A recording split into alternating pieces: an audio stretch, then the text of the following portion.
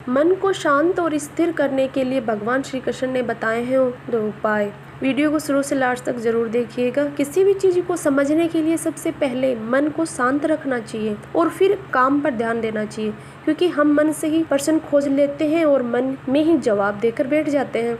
भगवान कृष्ण ने मन को शांत रखने के लिए 2 चीजें बताई हैं। भगवत गीता में भगवान श्री कृष्ण कहते हैं, मन का बेचैन होना उसका स्वभाव है। हमारे मन को लगता है कि अगर वह अलग अलग बातों के बारे में सोचता रहेगा तो हमें आने वाली हर मुश्किल और मुसीबत से बचा लेगा, पर ऐसा होता नहीं है। हम अपने जीवन का काफी अधिक समय सोच विचार करके परेशान होने में निकाल देते हैं। भगवान श्री कृष्ण कहते हैं कि मन का यह स्वभाव बदलना मुश्किल जरूर है, असंभव नहीं है। अच्छा, आप एक बात बताइए, क्या आप कोए को कह सकते हैं कि वो काऊ काऊ की आवाज़ ना करे, या फिर क्या आप किसी मेंढक को कह सकते हैं कि वह पानी देखते ही ऊंची छलांग ना मारे? हमारे मन का भी कुछ ऐसा ही है।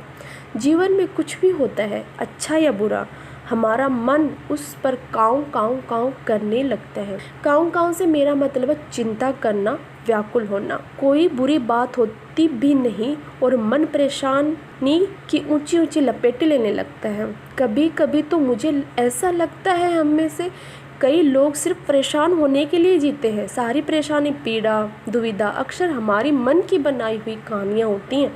भगवान श्री कृष्ण हमें हमारे मन को शांत और स्थिर करने के लिए 2 उपाय देते हैं। पहला, ध्यान लगा मेडिटेट करना। दूसरा, वैराग्य भाव सीखना। अब ध्यान या मेडिटेशन शब्द सुनते ही आप में से कोई लोग कहेंगे कि आप आंख बंद कर सांसें अंदर बाहर नहीं ले सकते। यहाँ हम सब गलती कर बैठते हैं। मेडिटेशन या ध्यान का मतलब सिर्फ आंख बंद कर बैठना नहीं होता। मेडिटेशन का मतलब होता है अपना पूरा ध्यान किसी चीज़ पर लगाना और उसे हटने नहीं देना।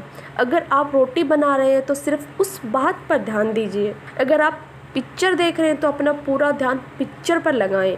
यह मत सोचिए कि पिक्चर देखकर आप अपना कितना वक्त बर्बाद कर रहे हैं। जब आप जीवन के हर छोटे बड़े काम को पूरे ध्यान से करते हैं तो आपका जीवन एक मेडिटेशन बन जाता है। ऐसे जीवन में शांति, स्थिरता, साहस और सफलता का होना अनिवार्य है। वैराग्य भाव का दूसरा उपाय। वैराग्य का अर्थ यह नहीं है कि आप सब कुछ छोड़कर जंगल में जाकर बैठ जाएं। वैराग्य का सच्चा अर्थ है कि आप जो काम कर रहे हैं उसका क्या नतीजा या रिजल्ट निकलेगा उसकी चिंता ना करें। जैसे अगर आपने कोई इंटरव्यू दिया, आप यह कर सकते हैं कि पूरे मन से तैयारी करें और अपना बेस्ट देकर आ जाएं।